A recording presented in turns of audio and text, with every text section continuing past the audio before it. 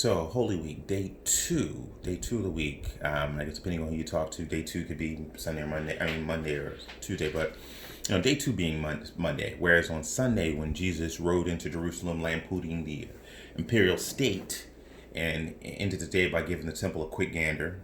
Monday, his attention turned to the religious governance of Israel, of Jerusalem. On Sunday, he contrasted the overstated grandeur of the Roman prefect by strolling into town on a donkey. Who rides a donkey?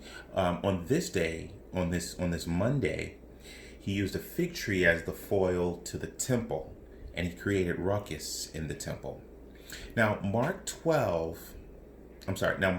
reads, the next day as they were leaving Bethany, Jesus was hungry. Okay, now mind you, this is an analogy, but this is an actual occurrence as well. I guess it's an allegory. Jesus was hungry. In other words, he wanted for something. He wanted for something. Seeing in the distance a fig tree in leaf, he went to find out if it had any fruit. So Jesus wanted for something. He saw a fig tree. He went to see if it had any fruit. When he reached it, he found it had nothing but leaves, because it was not the season for figs. Then he said to the tree, may no one ever eat fruit from you again. And his disciples heard him say it. Standing on its own, I mean, you can draw a lot of conclusions, and you make a lot of inferences, and in past, in reflection, we can see a lot of parallels between this fig tree and what he saw as the kingdom of the Jews at the time, supposedly bearing fruit but not. But let's just keep moving. Some scholars believe that this cursing of the fig tree represented God's judgment on the spiritually dead leaders of Israel. Others believe the symbolism extended to all believers at the time, demonstrating that genuine faith is more than just outward religiosity. True living faith must bear fruit. Bear fruit, it must. I mean, there's no two ways about it. If you're living in the way that you're supposed to, your life should be bearing fruit. Now, this may have seemed a bit harsh to condemn a fig tree, but this action with the fig tree would come to frame his interaction in his sentiments towards the temple. Here we had a fig tree whose purpose was to produce figs, to provide sustenance, and Jesus wanted sustenance. It had leaves, but it had no figs. It may have looked good, it may have been strong, it may have had the proper DNA, the proper education, the proper makeup, the proper leadership, the proper looks, the proper hair, the riches, and so forth. But it did not serve its primary purpose, to bear fruit. Generally, if a mature fruit tree has leaves, it should have fruit. The last line here, though, is, and his disciples heard him say it. A lot of times we read lines and we just kind of blur right through them, and we're just thinking, okay, his disciples heard it. But his disciples heard him say it. It's important because it was meant to be a lesson for them. For them, it was meant for them to be a lesson. And frankly, if they hadn't heard it, how would someone have written about it later? I know when I read this, I was taken aback, because I'm thinking that Jesus expected this tree to have fruit on its vines, despite it not even being in season. But I guess the point here is that always be prepared. No matter what the season, always be productive, always be bearing fruit. We don't know when the time is going to come. We don't know when doomsday clock is going to strike midnight. We don't know when the thief will come in the middle of the night. But whether the temperature is warm or hot, we should always be producing. We should always be producing. Another take on this coincides with the parable of the talents, which Jesus told in Matthew 25, where a master had given 3 of his servants gold. He gave one 5 pieces, he gave one 2 pieces, and he gave one 1 piece. The one out of fear of losing it buried it and did not produce anymore. The one with 5 and the one with 2 put the gold to work and doubled their fortunes. The master returned, and the first 2 servants, the one that gave 5, the one he gave 2, returned double the gold to the master and left them, and they were rewarded with a share of this happiness. However, he severely punished the one who buried it. He cast them out into the darkness, where there was weeping and gnashing of teeth. Jesus does not play. If you do not use what he has given you to produce, he will cast you into the darkness. Ergo the fig tree, which he cast to die. It wasn't producing. There was no life, no production. He subjected it to, he sentenced it to death. This was a forecast of the destiny of the temple, which he was on his way to. Verse 15 reads, on reaching Jerusalem, Jesus entered the temple courts and began driving out those who were buying and selling there. He overturned the tables of the money changers and the benches of those selling doves, and would not allow anyone to carry merchandise through the temple courts. And as he taught them, he said, it is not written, my house will be called a house of prayer for all nations, but you have made it a den of robbers. What is a den of robbers? It's a place where robbers return to hide. The temple was created to be a place of what? A place of worship, not a den of robbers. It was called a house of prayer to all nations. So just as the fig tree was to produce fruit, so was it. So was this house of prayer. But it had become a den of robbers. Now, there was nothing innately wrong with being a money changer. A money changer was a lot like being the Thomas Exchange, where you go to change euros to pesos for dollars, or so that you can conduct commerce in the locale, in the country that you're in. Money changers were necessary for commerce as people visited the temple from foreign lands. There was nothing innately wrong with selling doves or other merchandise. Doves were sold because they were all that the poor could afford to sacrifice. They were used by the poor to sacrifice, because again they couldn't afford lambs or big game or larger animals. And according to Mark 11:16, Jesus then put an embargo on people carrying any merchandise into the temple, a sanction that would have disrupted all of this commerce. So you can imagine in the courthouse there was all sorts of money changing. They were selling doves and other animals and other things. And who was selling these things? It wasn't like a swap meet. It wasn't a bazaar where just anyone could roll up in there. This was the temple managers, the Sanhedrin. That's how they were making money. He disrupted their commerce. So again, there was nothing innately wrong with being a money changer, being a dove seller, or some of these things. But what was behind it? What was going on behind it? Just like there was nothing innately wrong with a fig tree having leaves. As a matter of fact, a fig tree should have leaves. And I'm no scientist. I think that leaves are necessary for a tree to survive, just as it was necessary for the temple to have money. But the house of prayer was devoid of prayer. It didn't maintain its primary purpose. Just like the fig tree, it was without fruit, literally and figuratively. So imagine this. A man walks into the busy center of Jerusalem. The temple, to his chagrin, which was supposed to be the center of worship, had become the center of business during Passover. It was not a quiet, empty setting. Here, a man stopped people from buying and selling. He turned over the merchant tables and stopped all trade. Do you understand what was happening here? Imagine if a pretty well-built guy went into Harris Teeter or Pathmark, ShopRite, Ralph's, Safeway, I don't know, wherever your local supermarket is, and went up to each register to stop buying of all goods, and went and turned over the bread, threw around some cold cuts, smashed some fruit, pulled down the store signage. I don't know, just went crazy up in there. I don't know if he would get past throwing the first tomato before security would have yoked him up.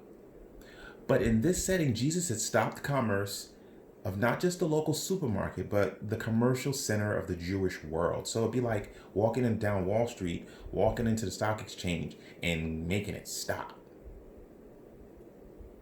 Now, we weren't given any physical description of the power demonstrated by Jesus to do this, because this isn't the point, not like Samson taking out the evil Philistines with his strength. But Jesus's feat here is impressive.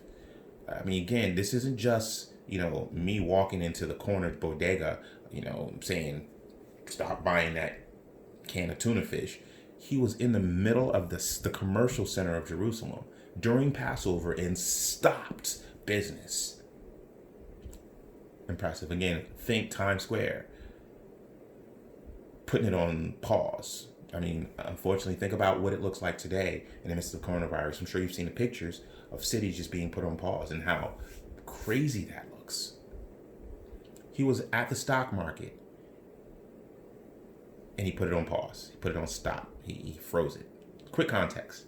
The temple and its leadership do not resemble that of Solomon's era, the millennium prior. The high priest was a local lord who was charged with keeping the Jews in line. Okay? The temple in that day was built, the temple in that day, when Jesus was there, was built during the Babylonian rule. It was ruled by several empires over the ages to come. It had independence at some point for 100 years during the Maccabee era, which was, a couple hundred years before Christ. However, the Romans took over, so they set the current system up in about 63 BC, about, give or take, 100 years or so before Jesus had entered the system there. So this system had been around for 100 years, right?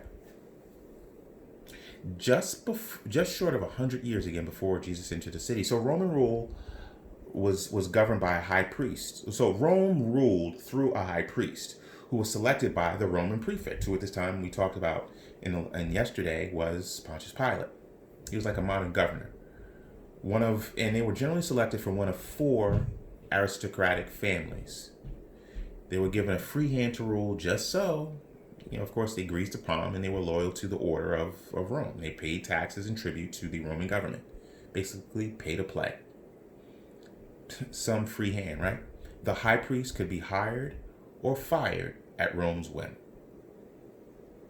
Herod the Great, or Herod the Malicious, as some was known, was the first of the Roman appointed high priests, right? He, like a mob boss, killed those who he deemed to be a threat to his position and power. He took over lands by eminent domain, declaring lands the property of the state so that he could build residences, temples, aqueducts, government buildings, and other structures, right? He oversaw and allowed the takeover of peasant farms by the wealthy, where people used to grow their own, by which they fed their family and sold goods to make a living, right? So, I owned a farm, I owned a house. I grew tomatoes and cucumbers and watermelon. And then I go to the market to sell so I can buy fish and eggs, meat and bread and milk and other stuff to provide for my family. But during Herod's rule, he allowed the rich to go in and he allowed them to come take my farm. So now I didn't have land and I would have to rent land. And in renting this land, I was overpriced, so I never really could buy it back. And anything I made was the property or was owned by the person who owned the property. So I had to buy it from them. So I was always in debt. I was paying for the property and I was paying for the use of the land to grow stuff. It was a sharecropping system, which spread. It was sharecropping. I mean, a system of dominant system created to consolidate the wealth of the land to the very few. If you're familiar with sharecropping, it was a very hard system for many to break. I pause there because I want you to think about the similarities of this system to where we are today. Now, I'm not going to go down that road today, but we do need to be conscious of, or as they say, we need to be woke to, what economic systems do to those who have and those who don't. Let's keep it moving. The temple became the center of a domination system, which we spoke about. It became the center of a local collaboration with Rome. It was the engine that allowed for economic exploitation of the people of Jerusalem and became the money changing and the commerce. It's where money changing and commerce in the temple occurred, right? These acts were shrouded in religious mystery or religious legitimacy. So due to high taxes collected at the temple and the inequitable distribution of wealth that was generated in Rome, peasant life got worse during this era. Rome got rich. The regular folks, the middle class and poor, got worse off. Tithes were collected at the temple. Imperial taxes were collected at the temple. Records of debt were collected at the temple. The high priest had to coordinate and collect the tribute to Rome and keep the locales unrest at bay. The locals at unrest at bay. Though they were supposed to be like current judges, serve for life in accordance with Jewish law, the Roman prefect he didn't acknowledge that. He changed them at his will. So you got to imagine these high priests spent much of their time trying to protect their status with Rome and not caring for their people. They were suck-ups. I'm painting this picture because I want you to understand what was going on here. Prior to entering Jerusalem, though, this week, Jesus was critical. He had already been critical of this system, right? He was critical of the tributary domination system and the temple's role in it. So much so that, according to the Gospels, there was a bounty out for Christ even before he came to Jerusalem, and even before he gets in the discourse that's going to come over the next couple of days. During this time, the high priest claimed the temple to be a source of forgiveness. It mandated sacrifice,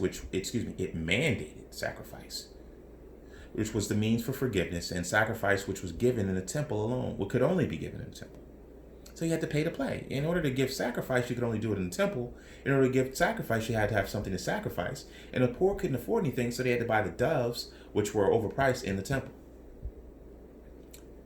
And it was the only means that they preached to forgiveness. So basically, they had to buy their forgiveness through the high priest. In other words, they had to pay to play. Jesus told them that the priests were corrupting the temple and that they were not necessary for forgiveness in any way. So in essence, Jesus came and destroyed the system. What he was preaching was the antithesis. They were saying, hey, you got to pay to come take a sacrifice. The only place you can pay and make a sacrifice is in the temple. And Jesus came and said, no, you don't. So you can imagine they were hot because he basically undermined their authority. I want to read something here. Jeremiah 7. Verse 4 starts with, do not trust in deceptive words, chanting, this is the temple of the Lord, the temple of the Lord, the temple of the Lord. For if you really change your ways and deeds, if you act justly toward one another, if you no longer oppress the foreigner, the fatherless, and the widow, and no longer shed innocent blood in this place or follow other gods to your own harm, then I will allow you to live in this place, in the land I give to your fathers forever and ever. God promised to protect those people if they took care of the foreigner, the fatherless, and the widow. In other words, take care of all people. But look, you keep trusting in deceptive words to no avail. Will you steal and murder, commit adultery and perjury, burn incense to Baal, and follow other gods that you have not known, and then come and stand before me in my house, which bears my name, and say, we are delivered so we can continue with all those abominations? Has this house which bears my name become a den of robbers in your sight? Yes, I too have seen it, declares the Lord. That was Jeremiah 7, 4 through 11. This is part of the incredible character of the Bible, which was old is new. That which was old is new. This is the Old Testament scripture that spoke of Jesus Christ. It fits perfectly over this scene. And mind you, what was written in Jeremiah happened hundreds of years prior to Jesus Christ coming, but it fits perfectly over the scene of Jesus in the temple. Jesus is the embodiment of the Old Testament. The temple, which is supposed to be, as Jesus himself stated, a house of prayer for all nations, had become a swap meet. Though there is nothing wrong with a swap meet, it did not belong there as a safe haven for the crooked. And after Jesus took out his mode and mood on the temple, we had some challenges, we had some issues, we had some confrontation. Now Mark records, the chief priests and the teachers of the law heard this about Jesus going in and turning over tables and so forth, and began looking for a way to kill him, for they feared him because the whole crowd was amazed at what he had been teaching. At this time, Jesus still had the adoration of the people, which is what kept the priest from having him arrested on the spot. Just think, a guy had just rode into town the previous day on a donkey and was celebrated. He then comes to the temple and creates havoc. There must have been some reason for the high priest. For some reason, the high priest did not have him absconded immediately. They feared him. He had just stopped business single-handedly. They also feared what the crowds would do to him if they had arrested him. They feared his message. His message was the kingdom of God, and that the kingdom, all were taken care of in the kingdom. not just the religious aristocracy, not just the well-to-do, those who were in power. Everyone counts. It was the operation of commerce in the temple that padded the pockets of the high priests. His interruptions of the marketplace was messing with their money and their influence. He had their hearts and their minds in a constituency, and they wanted him gone. When the evening came, Mark continues, when the evening came, Jesus and his disciples went out of the city. Jesus left. On Sunday, he made a humble entry into great reception by the people as he lampooned the state. On Monday, he cursed the fig tree, then confronted the religious community and its crooked commerce. This set the stage for the conflicts with the religious leaders on Tuesday, the next day. It starts to get real exciting on Tuesday. Everything that's happened up to this point is setting the stage. Jesus and his disciples left the city that night, but returned in the morning. The point here is a fig tree that is not yielding fruit is useless.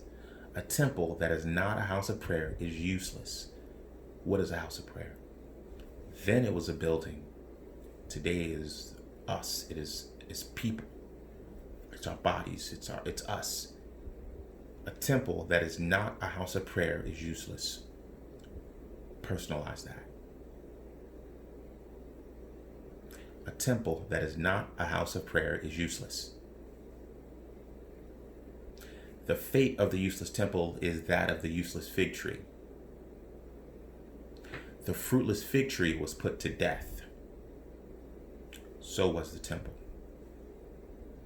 Jesus came to usher in a new way. Jesus came to usher in a new way.